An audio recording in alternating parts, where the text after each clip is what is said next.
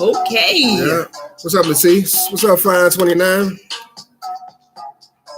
What's going on? Y'all coming in the room? Where you coming from? Where you coming from? I came in the house tonight, y'all. I was dancing with my kids, and you know how they just look at you and they start shaking their head. Yeah, you special. They sit down, turn away in disgust. I don't care. I needed to dance. You needed to dance, man? Yeah, that's my decompression. Give me put some music on. That's what I do. Rhonda, I see you from Chester, Virginia. Say where y'all are coming from. We know Letice is representing the DMV, DC, to be specific. Where y'all coming from? Rita, I see you on YouTube. What's up, Rita? Tonight, if you are joining us, this is getting on my nerves. I don't know what to do with this. You ain't really had that much wine yet, though. I know I haven't. What are you trying to say? I'm saying you should be able to figure that out. Shut your mouth. You really should. Yeah, whatever. Okay. Hey, y'all, please go ahead and share this video. We can get started in a second here. We just getting things set up. Sorry for the delay, too. They're used to it. No, but we saying 9:15, so we need to be on the 9:15. I'm just saying they're used to it. I'm going to blame the delay on YouTube. Like, we've been having some technical difficulties with YouTube. It ain't funny. It's really not. It's not funny. No, it's not. Bryant, what's up? What's up? We see you. David from Delaware, and Natasha and Shawana and Carla. Oh my goodness. What's up, Tanisha? Y'all are coming in the room. Drew, representing from the ATL. My sister Tanisha, representing Arkansas, and Devon and Greensboro. We welcome you all tonight. I see you, Karen. So tonight, if you are joining us and you caught the comment, the post, whatever, the description, tonight we're talking to you. We want you to take notes, but I have to pause because I have to say, hello, Gary. What's up, What's Gary? up, Treasure Family? And Kiana just came on. Tonight we're going to be talking about some things that you should not say, some things that should not come out your mouth, some things that are crossing the boundaries. We talked about boundaries and how important it is to have boundaries. And so tonight, you just got to go ahead and be honest with yourself. If you find yourself having said any of the things that we're going to put out there tonight, it may not be the specific words. It may be the energy. It may be the intention behind what you say. One thing I can't stand, y'all, I cannot stand when people say something and they ain't really, saying it, but they kind of sort of saying it. Mm-hmm. You know what I mean? I'm like, I want to know. Yeah, yes. Why you keep on messing with the volume? That's what I want to know. All right, you can't just talk and hear the music and feel the music. Like, you got a radio show, so you should be used to like talking over the music and letting that thing flow. Why do you allow this to distract you? Like, it sets the stage, it sets the vibe, it sets the tone. I know that. Just ride on the beat. I know, but you want to play it for like 25 minutes. You ride on the pocket beat. Yeah, you're supposed to fade out. You never fade out. I also have an engineer on the radio show who fades out. Then just let that joint play forever and compete. What's up, Bruce? I see you. What's up, Bruce? So tonight again, Alan, I see you representing Arkansas. Alan, you're in the same great space as Tanisha. Y'all need to say, hey. So we're going to be, again, focusing on what you should not say. And for some people, this may be a revolutionary concept. You may think, well, I can tell my spouse or my partner whatever it is that I feel because I should be able to share transparently. They should be my safe space. And if I just have to let it rip sometimes, and say some things that let it rip. Let it rip. Just be real, right? Everything under the guise of being real. Then I should be able to do that. And many of us feel that way. Even if we don't say it, that's what we really feel. Like, oh, well, it is what it is. And so tonight we want to give you some guidance and some framework around what you should and should not be saying and how you should be approaching some of these no-nos, some other ways to get around finding yourself in a spot where you have said something or you have put out energy that you cannot take back and that you cannot adequately apologize for. And that is the focus for tonight. I see you, Antoinette, and I see Shay. Good evening. I see you, my sister. I think we got to introduce each other, though. We haven't done that yet. We'll go right ahead. All right. So this right here is my lovely wife, my divine wife, Iana. And this right here, this is my fabulous, awesome, amazing Protector. I was trying to think of another A word, but I couldn't. Oh, yeah. My husband, I use a, for those of you who may just be joining us, we are licensed therapists. We do this work together, working with couples. But what we find gives us the most credibility is the fact that we walk the walk every single day in our marriage, working with other couples, challenging ourselves to be about what we talk about as we raise our family, our 5 children. Yes, I said 5, and do what it takes to have a good, strong relationship. Yeah. You think we got a good, strong relationship? I know we do. I don't just think. I know. Okay. Yeah. Represent. I do know. Represent. Hey, but what I want to lift up, y'all, is that even though we have a great, fantastic, wonderful, phenomenal relationship, the important thing to know is that when it comes to being in a relationship, I just want to say something real quick. I used to say, talk and stop acting like you got to hog this computer all the time. I'm almost done now. Okay, well, talk and let me see something. I'm sorry, y'all. Apologize. Good grief. Why you gotta apologize? Because you're like over here. I'm trying to do something. You're like putting your elbow out. So like, I'm boxing you out. I'm trying to do something too. All right. So what I'm saying though is that when it comes to being in a relationship, you know, you're going to inevitably say some things that's going to hurt your partner's feelings. I mean, it's inevitable. So, you know, I'm lifting this up because while we are pinpointing and pointing out and identifying certain things that you should never say to your spouse, it's important to know that sometimes you might just cross that line. I'm not giving you all permission to do so, but I'm normalizing the fact that it does happen in relationships. And so with that being said, number one, if you do step over the line, how do you get back? That's another video right there in and of itself. But you want to make sure you're being mindful not to intentionally step over these lines that we're going to specify this evening. So again, the topic of tonight, y'all, is 7 things you should never, ever say to your spouse. But first, what we want them to do, boo. Oh, first thing we want y'all to do is share. Please share, y'all. Please like, please share, and also please comment, because you all definitely have experiences that not only can we benefit from, but the people who are on these live streams tonight can benefit from as well. We got YouTube over here, Facebook over there, and we can get things popping in just 1 second. So we're going to go ahead and get it popping now. We're going to move with number 1. Are you just going to go ahead and say, I said 1 second, you say it right now. 1 second has passed. Time's up. So we're going to move with number 1. For those of you who are serious about this thing. And I appreciate y'all who have shared too. I see some shares in the house. Yes, to make sure that you take notes and focus on the things that you need to get more discipline in when it comes to your relationship and your mouth. Well, I know, because I had to focus on that myself over the years. Yes, so I'm talking about what I know. Ain't that the truth? Yes, indeed. Yes, indeed. You don't get the spirit with it. I ain't never really had to have discipline over my mouth. I'll come back to that later. I mean, I don't know. No, you do know. You know. I'm sure there's some things he had to. There are things you have to work on, but you don't pop off. I don't. You're not a pop-off person. I don't pop off either. I got self-control. I just have, I got discipline.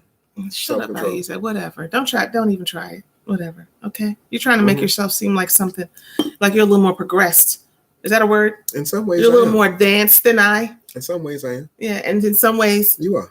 Okay. I just had to get it. Yeah. All right, y'all. Here's the first one. The first one is you do not want to threaten divorce. Do not threaten divorce. I cannot tell you how many times we sit with couples and they are coming to us because there are some specific things that they want to work on. And we can barely even begin to do the work because we have not laid the groundwork for both people to know that there's safety. What do I mean by that? What I mean by that is this. If someone is not sure if you are committed and completely vested in the relationship, whether it's conscious or unconscious, how free can one be with you? Mm-hmm. How real can I really keep it with you? You know what I'm saying? Like, I don't know if this is a safe space because if I say the wrong thing, if I go too far, if I keep it to 100, you might be ready to roll out.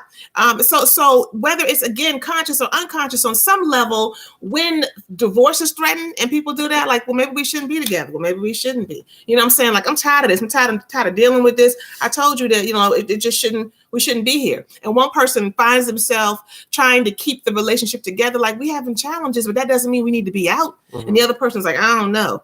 And you ain't really ready to go, but that's your go-to. That's what you kind of default to. And I just want to tell all of y'all out there who do that divorce situation, that little slip. A divorce dance. The divorce dance. Yeah, the divorce dance. Stop that foolishness. Yeah. Look, if you're really ready to be out, I don't encourage you to just dip, but then go on ahead and do it then.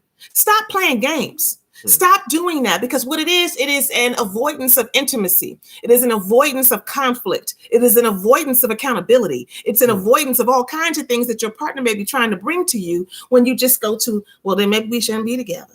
You know what I'm saying? Like, maybe you should just dig into the issues, because usually when people say that, they're trying to avoid something that they don't want to deal with. And so you have to get out of the habit, if that is you, of threatening divorce. It erodes safety, and it does not allow you to grow. You're telling your partner you got one foot in the door and one out of the door. And that is not a recipe for a good, strong relationship. It can get rowdy.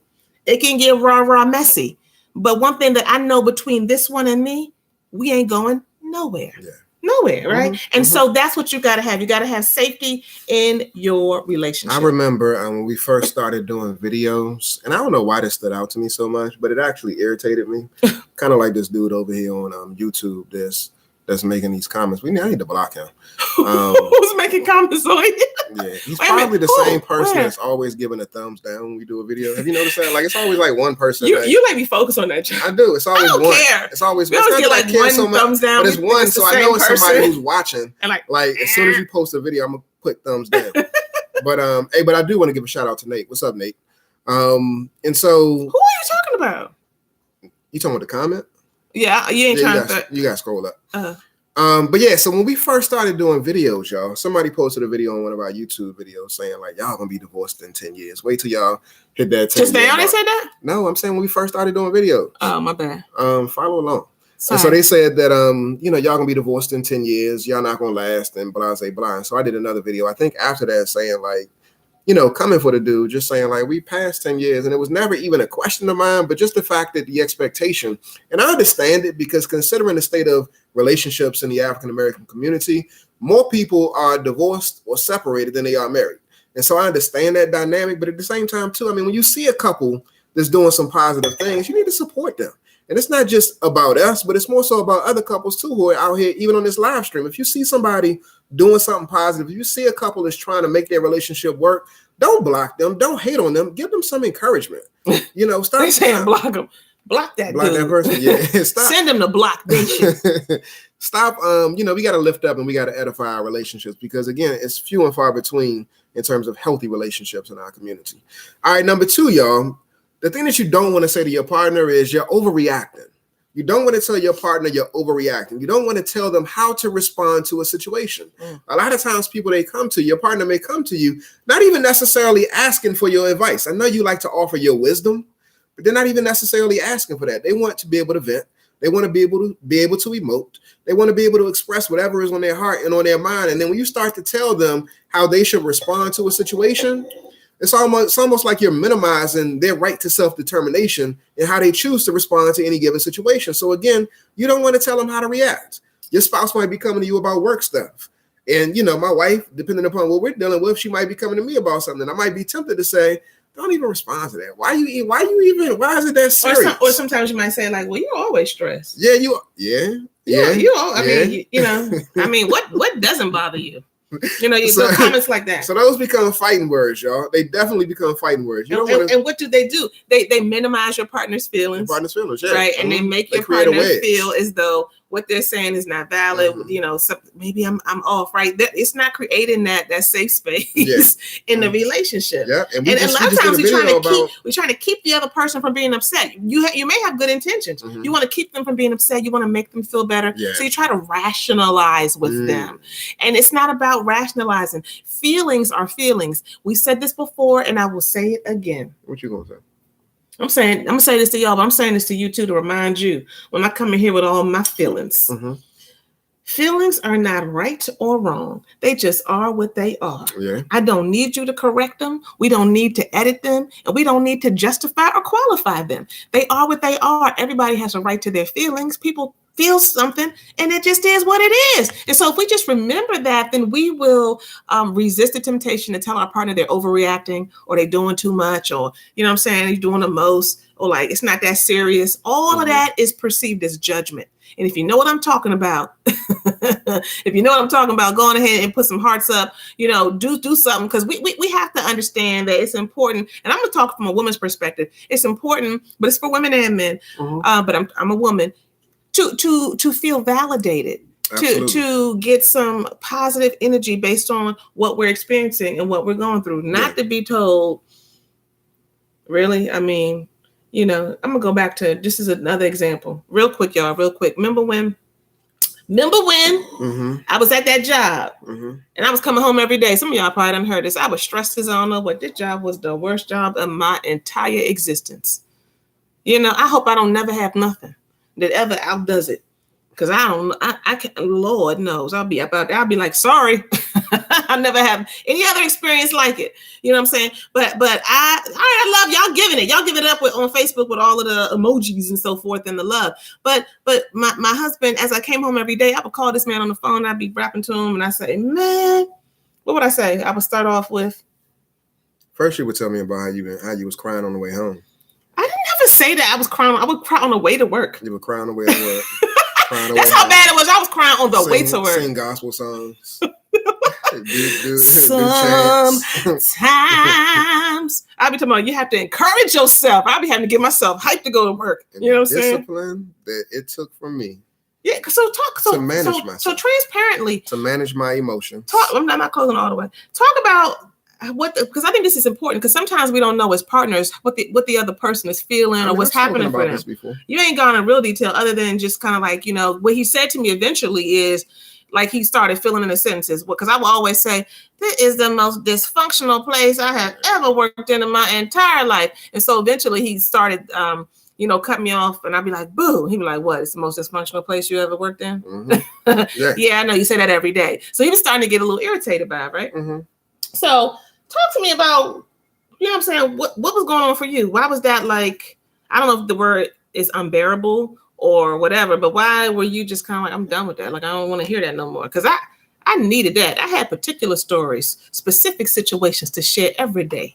But the theme was always the same. This is a hot mess right here. And I'm struggling and I'm trying to get through. And I just need some help. And for you, I think that, I don't know, but you were struggling with dealing with all of that. Yeah, I was, because I'm like this, if it's that intense, if you're that dissatisfied, if you're that frustrated, if you're that overwhelmed, then do something different.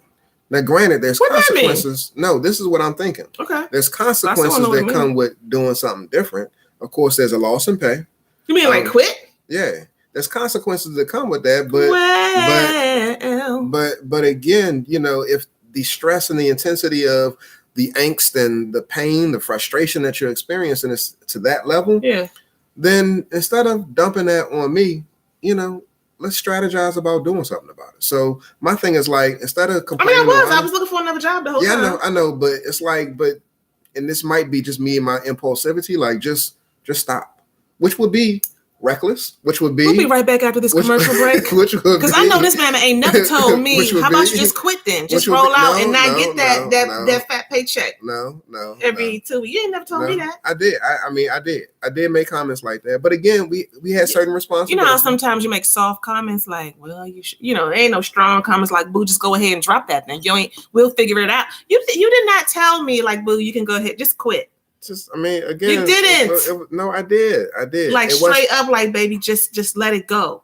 You feel like you came at me like that? You didn't. I ain't come at you like that. And I was struggling. You know how we're in the pool and you're in the water and the water is right here. I was struggling. I didn't feel like I had that level of first permission from myself or from you. Mm-hmm. So when you say that, I ain't gonna go down the wrong. I mean, I'm not gonna digress too much, but look, don't act like okay, I'm gonna get too caught up, but. You ain't said just do something different, like just quit there, because like you said, it has some consequences. Okay, I'm sorry. What was my feeling? So that was my feeling, and I did express that. Mm-hmm. Maybe not to the same degree. You said quit. Yeah, but Yvette, no, she social workers unite. Mm-hmm. And so it's that feeling, but then also there's a feeling of when you see your woman. And I don't know if women feel the same way, but when you see a woman in a state of despair, in a state of distress, and you're doing what you feel is all that you can do, but at the same time, too, wondering whether or not there's something more that you can do to alleviate some of the pain, some of the angst that she may be feeling, then it causes some restlessness in you. And so it forces you to look at yourself. And so maybe it was coming from a space of discomfort within me. Like, I need to look at me and see whether or not I need to step up and do something different to rescue you from that situation. And so you lamenting was making me look at myself. Why do I hear music? I don't know. But that's real talk. Me lamenting made you look at yourself. Okay. Well, that may be the case. All right. All I know is this. When you tell people they're doing the most or they're overreacting, it's not helpful. And what you need to do is you need to make sure that you can find a way to be a soft space for your partner. I will say, though, that when my husband kind of was like, yeah, he started filling in the words for me, I was kind of like, oh, like maybe I am saying the same old thing and going down the same old road every day. I was like that. I'm glad you could acknowledge that. But I ain't wasn't saying I need to do something different. I just said, well, maybe this is a little bit too much. Or maybe I need to diversify my audience. Mm-hmm. Maybe I need to call up some of my girls. Maybe I need to call my mother. Mm-hmm. You know what I'm saying? And I did. Yeah, you did. Right, because you was tired. Yeah, I was worn out. Yeah. My earlobes was worn out. Whatever, man. His earlobes was worn out. They were. All right, y'all. We moving on. All right, the next one, number three. Number three is don't be passive aggressive. If you know that you are passive aggressive, just go ahead and own it. I just want you to go ahead and just drop it right now. If you're passive aggressive, just type PA. Don't sit up here and be like, no, that's not really what it is. If you know that you can be that way, I'm not saying that you're always that way, but if you know you have a gift for being passive aggressive, go ahead and type PA. All right, I love it. Kiana said PA. Shawanda said PA. So there are those who can be assertive, there are those who can be aggressive, and there are those who can be passive aggressive. And ultimately, I will say this: everybody falls in that category in some way or another. Yeah. But there are some of us who are doing that way too much. It becomes our way of doing. We don't know how to. Dang, y'all coming through tonight on the PA. Passive aggressive, that's me, right? I got a little bit of that in me, but not really. Not a lot. Yeah, I have to work on my aggressiveness. Yeah. You know, I've worked on that.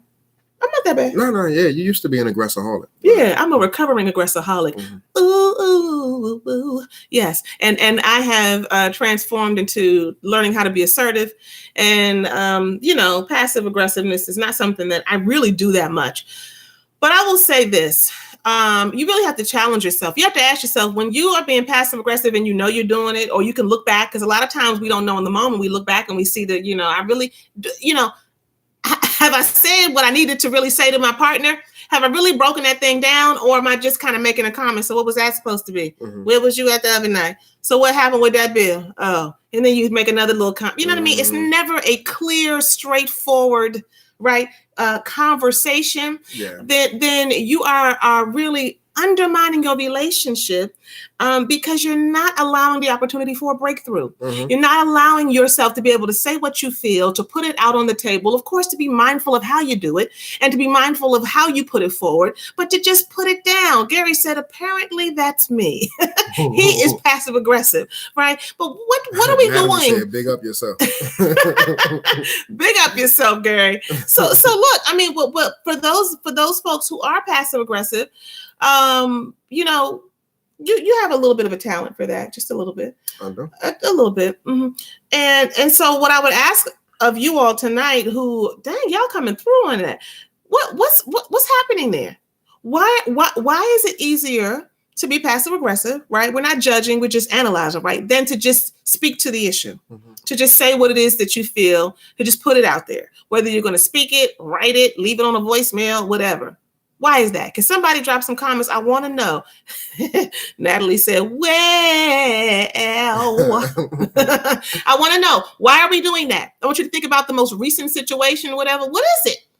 What is it? Why are you not getting straight through to what the issue is? Mm-hmm. What is that? So I will say this. Oh, yes, Tanisha. Tanisha said fear of rejection. Yes. Oh, my goodness, Sierra. Sierra came through and said it's easy to avoid the fight or the argument. Yeah. Yes. Shawanda said, from my personal experience, I realized it came from a place of fear of the confrontation that would result from being honest, fear of being totally vulnerable. Being honest is difficult. Yes. Y'all are being straight up transparent. I love this. I love how y'all just, you know what I'm saying? Y'all so good, right? And Marco sometimes said, hate to be wrong. Hate to be wrong, Marco says that. Fine 29 says, because I'm stubborn. Oftentimes we want people to get it, to understand it, and then come pursue us, right? Come get me. Yeah. But we don't want to tell you exactly what we're supposed to be coming to get you on. Where do we mess up? So we want to leave clues and be sarcastic and, drop passive aggressive comments, right? To get the person to come on over. None of that shit works. Yeah. Ooh, it doesn't work. Because what it does is two things. It confuses people, right? And at the same time, it irritates people. It does not help people to open up and to be able to come forward, right? It's something that throws people off because they're like, what's that about? Now they are caught up in how you're coming at them or what you're doing or not doing, and they're not caught up with what the issue really is. So as my sister Tanisha said, it just makes matters worse, right? Let me go ahead and share a passive aggressive comment. Okay. Not that you said, but I may have said this. You may have said this. You may have said it. I may have, yeah. Just as a may. You're not sure? I may have. Okay. I don't think I've said it this way, but I've definitely heard it. Not necessarily, from you, but when we work with couples and stuff. And so one passive aggressive comment that can definitely engender some feelings of like, who the fuck you think you're talking to? Is when somebody, let's say you come home from work. I want to say that's not passive aggressive. And your spouse has been there all day. And you say, what have you been doing all day? What you been doing all day? And so you're looking at the dishes in the sink. You're looking at the fact that the Xbox is on. You're looking at the fact that the clothes are still, they need to be washed. The house is a mess. What you been doing all day? And so again, the insinuation is that you just been sitting on your ass all day doing nothing, twiddling your fingers. And if that's not okay, as if as a grown person, you can't make the decision to not do anything. And so when you make the passive aggressive comment, like, what you been doing all day? That's insulting. It's almost like you're supposed to be working for me. You're supposed to be doing these chores because you want to clock like the kids on. Or maybe you don't say what you've been doing all day. Maybe you come in the house, the partner is like chilling. Maybe they're like watching TV or something, chilling. And then you just start like walking around and like breathing hard and picking. That ain't no comment though. But it's passive aggressive behavior. Breathing hard, start picking up stuff. Your energy starts to get funky and, you're just like, you start cleaning up and moving stuff all around. You ain't really greeted your partner, like, hey, and you just kind of doing your thing, but your energy is stank. Wow. You know what I'm saying? Like, and so your energy in some way, instead of saying, wow, I come in the house and I have to be honest. Like, I do feel some type of way. I know you are relaxing right now, but I do feel some type of way that it looks like this right now. And that you haven't really, ask the kids to do thus and so, or, maybe just made it a little more straight around here. Instead of saying that and taking the risk that when you say that, you might get shut down, or the person might be like, oh, dang, I didn't know that matters so much to you. I'm sorry. I'll get to that. You just start walking around and have a stank attitude for the next 2 to 3 hours.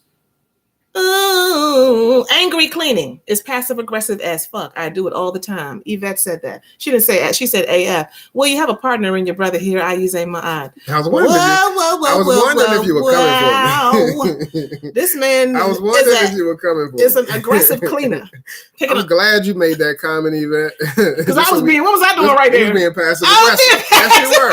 So I'm sitting here listening to you like, is she really coming for me right now? Well, did you feel like I was coming for you? When I made my comment. What comment you made? About, what you've been doing all day and that type of thing. No, it just prompted me. It prompted you to come for me? No. It made me think about the fact that oftentimes you may feel like that sometimes. I don't think you feel like, because I do a lot of stuff. So I know that that I'm working, right? But I think that sometimes every partner, every couple has a certain dynamic, right? And there are things that Ayize cares about. There are things that you care about that I don't give a good god about. I will step over that, ignore that. Why you gonna bleep that one out? You've already said that. I know, right? Because I'm trying not to be too extra. And so you have to deal with this ongoing tension of trying to make sure that you deal with and that you respect and give room for what's important to your partner, while at the same time making sure that you also pay attention to and honor who you are. And so your partner cannot do that. They cannot even honor you or try to meet your needs if you do not say what they are, no matter how small or insignificant somebody might think it is. So you have to take the risk. It is a risk. Yeah, it is a risk to say, I would rather come home and not see that sitting right there. It is a risk. It might seem petty, but it is an opportunity for you to say what you need and get a response that might be helpful or not, and engage in a conversation.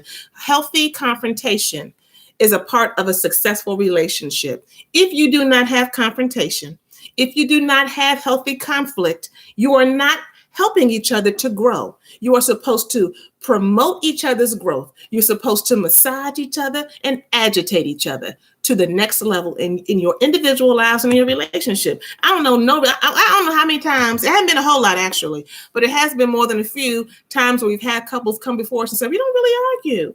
And I'm like, whoa, Lord, the work is deep here. The work is deep here because y'all ain't even ready to own that you might be upset about some things. Yeah.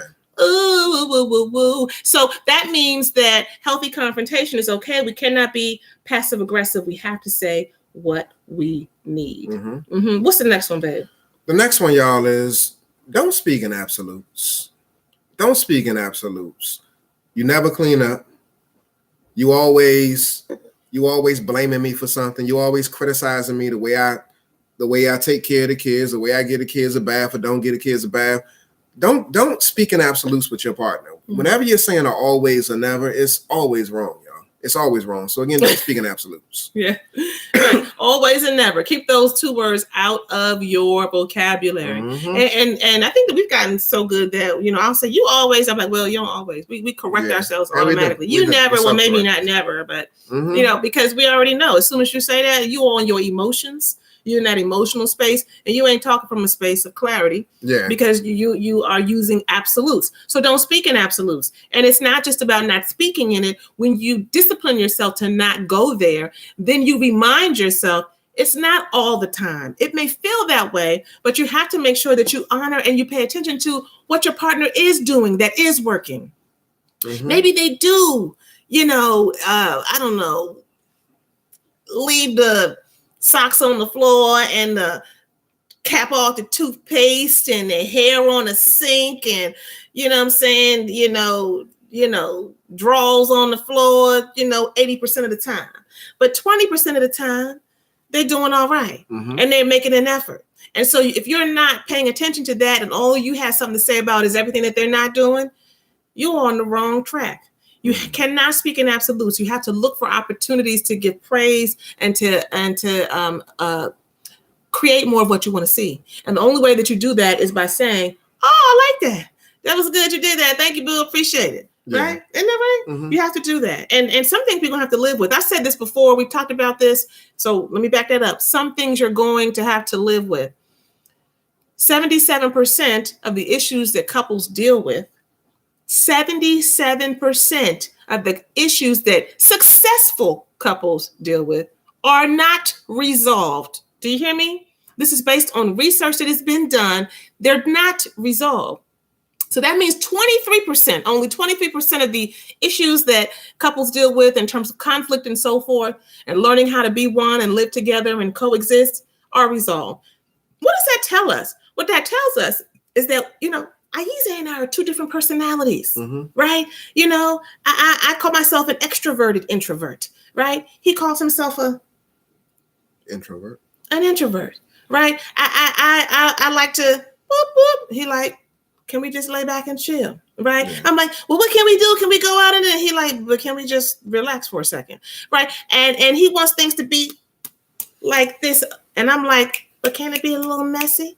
And we will always have those dynamics in between the two of us. Those things are not going anywhere. And they shouldn't go anywhere because it is the two of you beautifully being who you are that help to enrich the relationship. So if we know that 77% of the issues do not get resolved, then won't we just go on ahead and make room for each other, make room for each other and make sure that we do it with grace. We do it with grace and acceptance. Would you say so?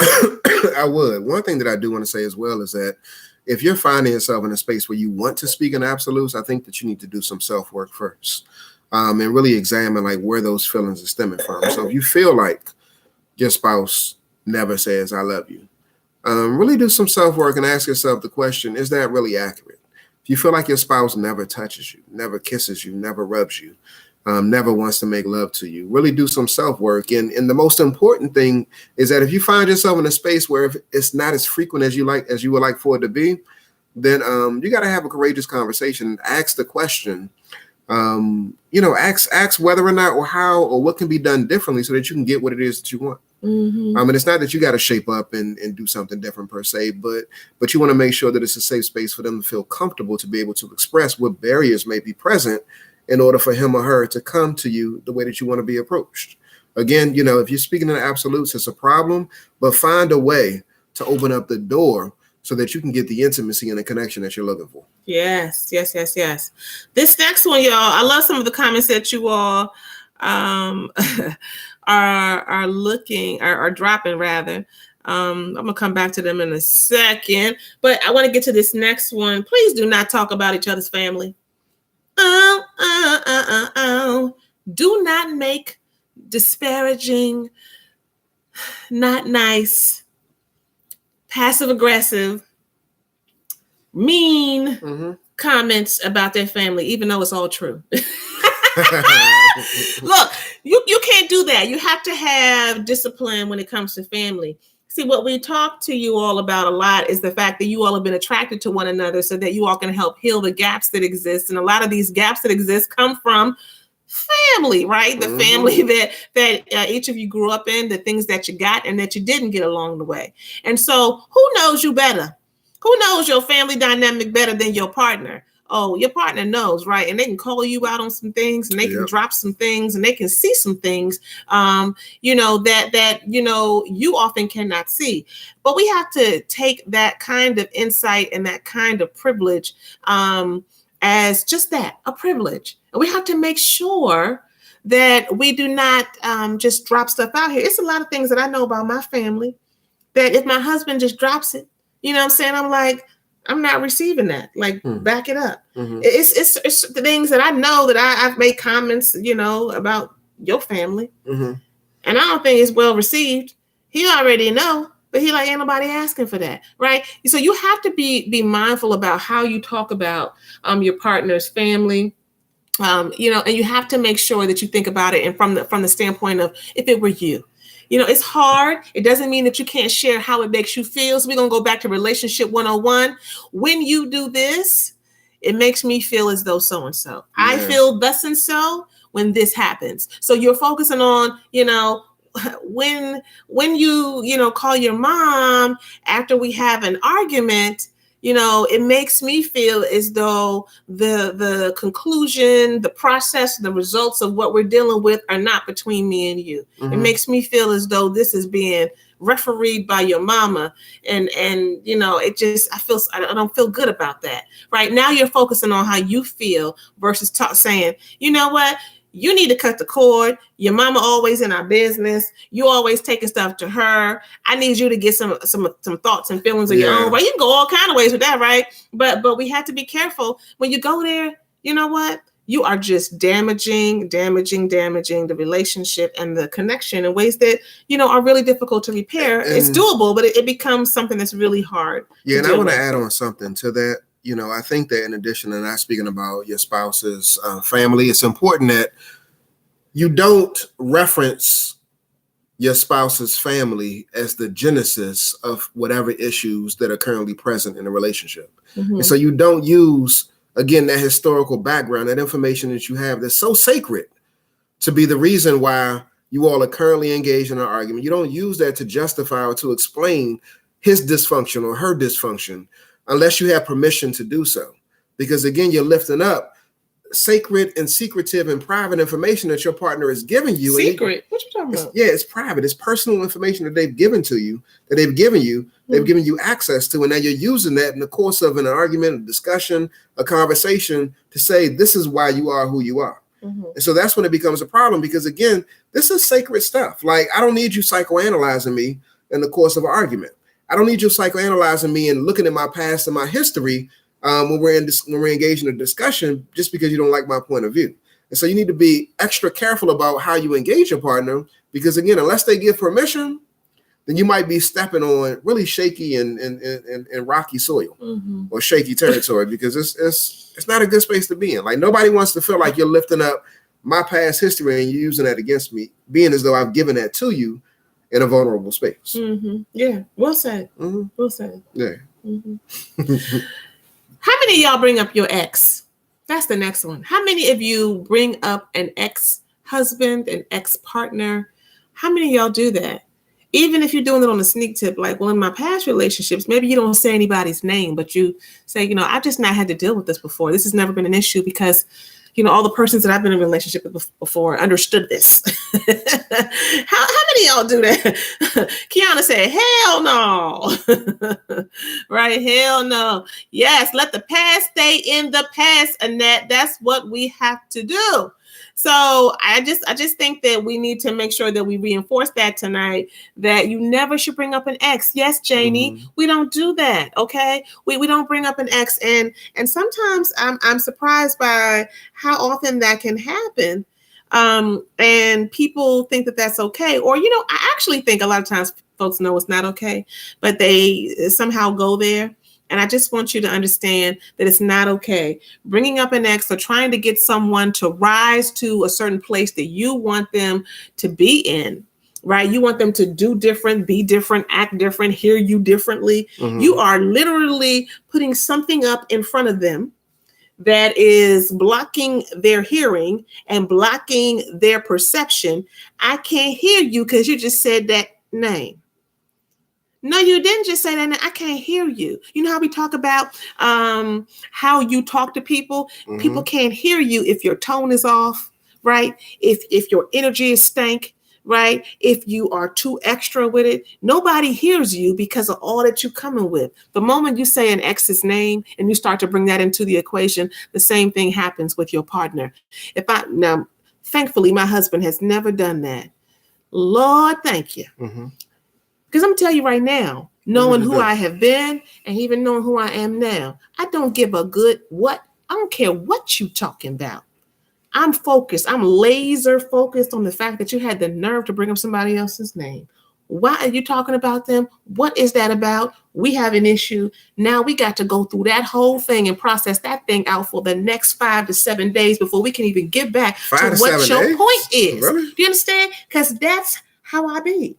Yeah, because you have violated now. That's a violation. So just make sure that you don't do that. That oftentimes is the result of, when people do that, it's immature coping skills. I was about to say it's childish. It's immature coping skills. It's like you don't even recognize, like, you need a reaction. You want something. You need to get some type of response, especially when partners have a partner who is not as responsive. So we're trying to get something from them, right? We I've been trying and I'm not getting anything from them. They're not giving me their feedback or saying nothing. So then we go there. Don't go there, because you're just going to bring things to a whole nother area. Even if you have a blended family, I would say the temptation may be there for you to discuss how your ex did X, Y, and Z. But in the blended family situation, you need to make sure that you're walking. It's really a fine line, y'all. You got to respect the relationship that you're currently in, respect the man or the woman that you're with, because again, that relationship and that dynamic takes priority. And so again, honor that versus going back and lifting up what somebody else was doing. So DL Jones has made a comment. I think this is about our last point, just talking about, what was the last point? You don't remember either. Anyway, DL Jones says, psychoanalyze, ? I think upbringing on each party. Oh, we was talking about family members. Yeah, right. Family. Talking about family. And then I made the point about, don't necessarily use somebody's sacred information that they've given you about their past history against them when you're engaged in an argument, unless you get permission from them to bring that up. Right. And so she says, I think upbringing on each party is a good basis to make valid points about who they are and how they make decisions present day. It really is, but it's really it's a danger zone. And you got to walk that thing you got to walk that line very lightly, because again, you step in the wrong direction and you become somebody who's an agitator, somebody who's offending your spouse, just simply because you don't get them, you don't understand. And you'll never understand completely what your partner's experience is. And so while you do have a perception or perspective, you ain't their therapist. And so when you're engaged in a conversation, a discussion, an argument, a disagreement, they're not looking for psychoanalyzation in that experience. And you know what? I don't know, y'all, but I think women do this a lot. I think women do this more than men. I could be wrong. And it really is based on personality. Anything we say where we start to, women versus men or whatever, right? It's always with exception. But I know I'm guilty of that.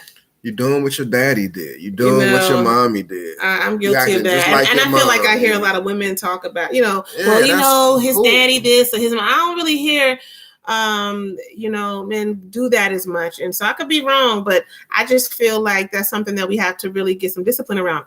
Although I will say, now, DL, I'm gonna have to high five you on this though. There may be validity. There ain't no maybe. It is, but it's not timing is extremely important. But what she is saying is that she thinks it's okay to bring up valid points about who they are and how they make decisions. So that is okay, but it's all about how you do it. You don't do it in those moments where your partner is in a vulnerable space where you're arguing, right, and you're trying to make a point. I'm guilty of that, right? Like you can't do that. You have to do it in a way where you are as invested in sharing with them what you see about them that they perhaps could work on that is connected to some of their background, their history. You need to be as invested in doing that when there's no issue, no drama, and no point that you need to prove as you are when you really want to call them out because y'all in the middle of a situation. Yeah. You see what I'm saying? Because when you're doing it at that time, it's really not about supporting and lifting them up. It's about you getting yours. And that's not going to be received and it's not going to be helpful. All right, y'all. What number is this? Let me on number 6. This got to be number 7. It's number 6. All right, we done did more than that. Hey, y'all, please share. One more after this, y'all. After this one. Which one you want to do? Just do it. You next. I'm next. If you really loved me, you'd, and just fill in the blank, y'all. Fill in the blank. So you have this dynamic in your relationship where you're expecting. Why are you telling me that? I don't care. Okay. You gotta use the bathroom? No, I just said my stomach hurts. Go on. Is it the wine? No, it's not. Too much wine? But if you really love me, I wouldn't tell you my stomach hurt. If you really love me, baby, you'll give me a massage tonight. That's a good example. Do you really love me? Mm-hmm. Can we get this on camera? Are you talking to me? I'm talking to you right now. What? If you really love me. I just said my stomach hurts. Massage my stomach. I don't care about that. If you really love me, you'll give me a massage tonight. Oh, okay. So keep teaching the lesson. You shouldn't say this. These are things you should not say. You should not say this. I want my massage though. These are things you should not say. I want my massage. I want this to be recorded. And that says it's how you say things. Yes, it's how you say it. Hey, so if you really love me, you do this. A lot of people find themselves in a funky situation. Sometimes people are saying, you'll cut off this friend. And that's a real touchy one, y'all. Especially if it's somebody of the opposite sex. And it's not to say that we necessarily condone those types of relationships, but sometimes people got road dogs that they've been kicking it with for a minute.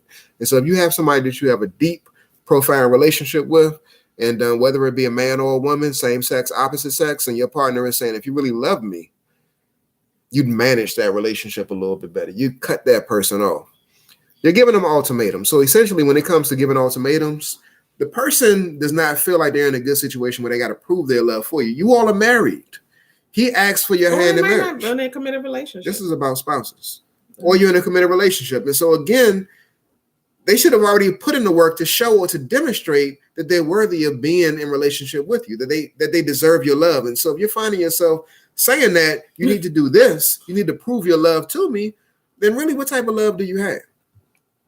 What type of relationship is it? I'm sorry, I'm looking at comments. Kiana is keeping it real over here. She's talking about popping off and she's going to show you some ghetto and all this kind of stuff. I'm trying to keep up with y'all over here on YouTube. So the last one, y'all got that? If you love me, you would this, right? We can't attach certain things to love. If you do this, that means you love me. Look, people do the best they can with what they have. People can love you the best that they know how to, and it not be enough. And their demonstration of that love is not enough. And yet they love you the most that they've ever loved anybody. Mm-hmm. It's hard for people to understand that. They love you more than anything ever. And yet they are not able to convey or transfer that love to you so that you feel it and that you get it, in the way that they really feel it. Yes, that's that actually happens because we're all people. Mm-hmm. We're all human beings. So I always go to this. Back in the day, Oprah Winfrey had a show on and she was talking about love. And I remember that always stood out to me. She said, love doesn't hurt. Love doesn't hurt. Love feels good. Love is kind. You all know the Bible verse, right? Love is patient and all that, right? Have you been hurt in our relationship? Mm-hmm. I have been deeply hurt in our relationship. Have you been deeply hurt? Mm-hmm. And I love you to life, my brother. Mm-hmm. And I know that this man loves me. And so you have to make sure that you do not attach love to, a test. Prove it. Perform it. Yeah. Meet this right here, and then I know that you really love me. No, that's not how it works. It doesn't mean you can't have standards. It doesn't mean you can't say, you know what, this isn't working for me because you're not giving me what I need. But what it does mean is that we cannot have people in a place of really trying to feel like that they're on trial and that they have to always prove their love. Who wants to be in that type of situation? You know what I mean? Nobody wants to feel like they have to prove it all the time. Here's the last one, y'all. The last one is this. You don't never say this. Don't insult their career and don't say, can you get a real job? Mm. Yeah. Oh,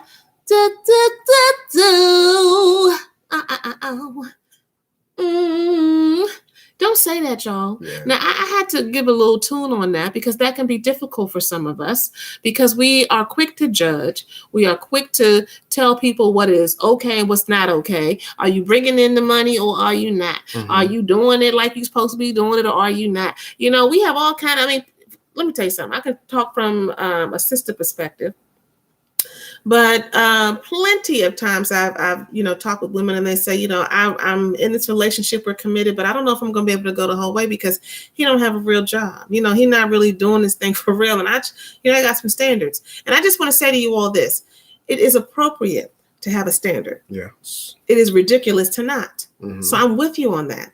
But how you engage in talking to your partner about what they're doing or not doing when it comes to their career, to their financial means and so forth.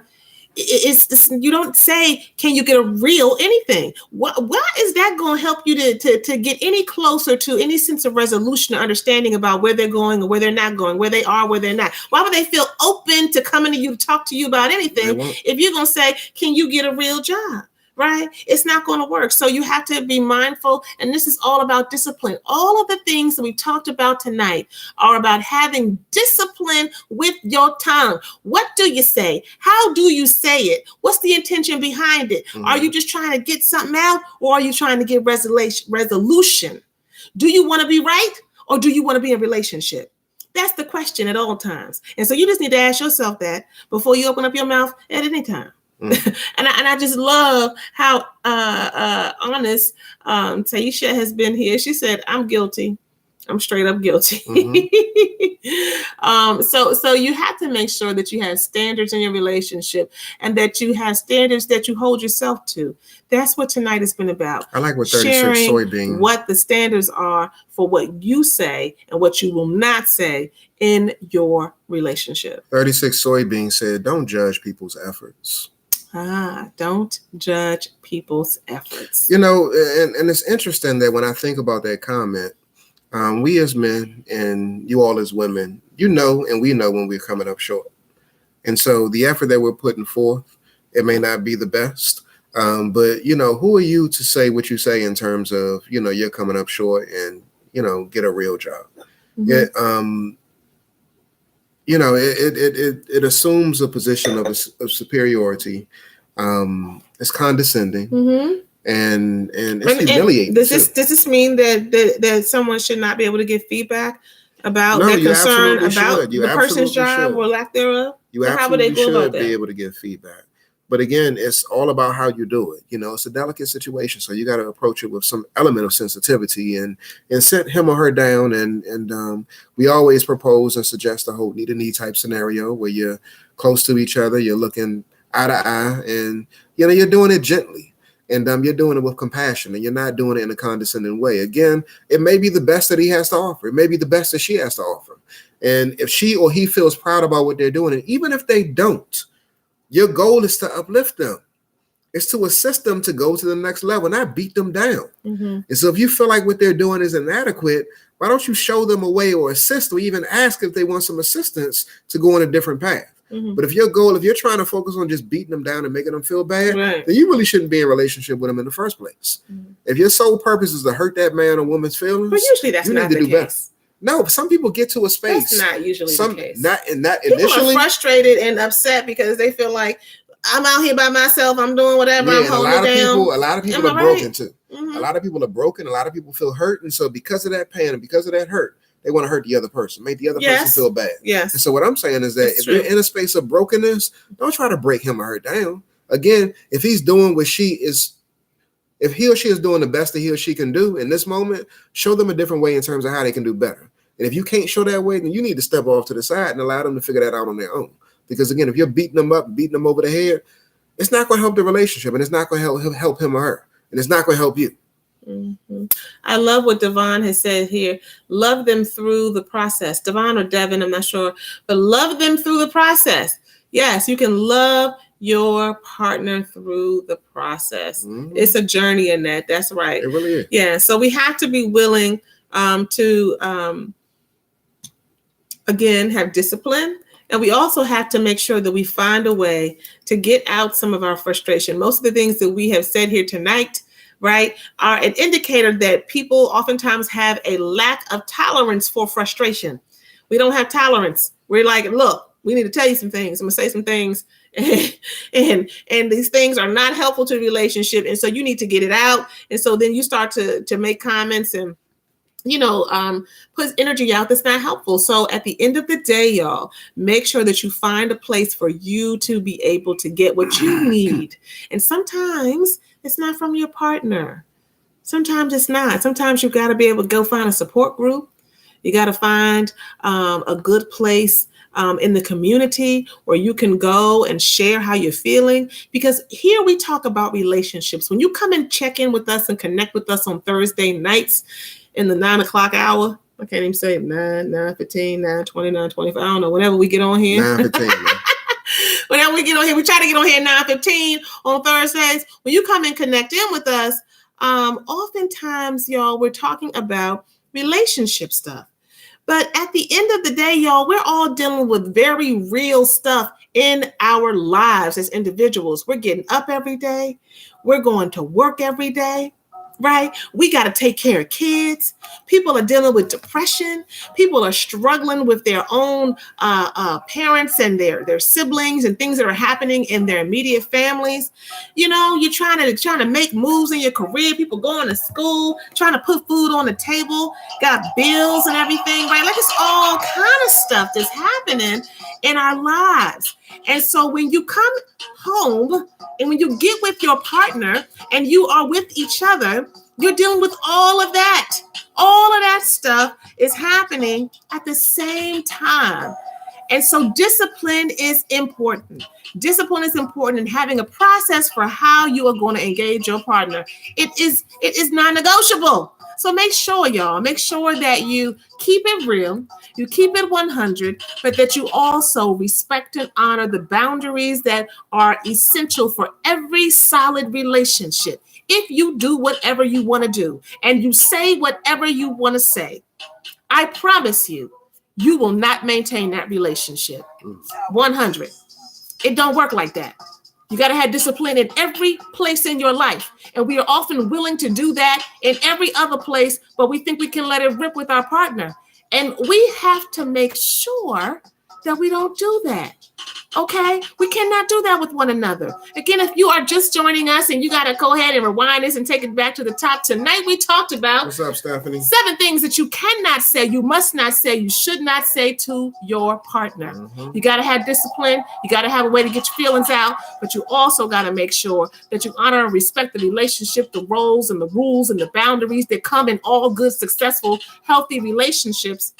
And just remember, before you can't. Hold on, I got a question. Okay. You can give me my massage. What? If you really love me, you would give me my massage. I will. Thank you, baby. Hold on, you just said something you weren't supposed to say. You ain't supposed to say that. Don't say if you really love me. It's all good, y'all. Remember, you can't do any of these things. You can't take any of it in and make it effective if you do not stop playing and start pushing, fam. All right, guys. We'll see you next time. All right, y'all. Peace. Bye.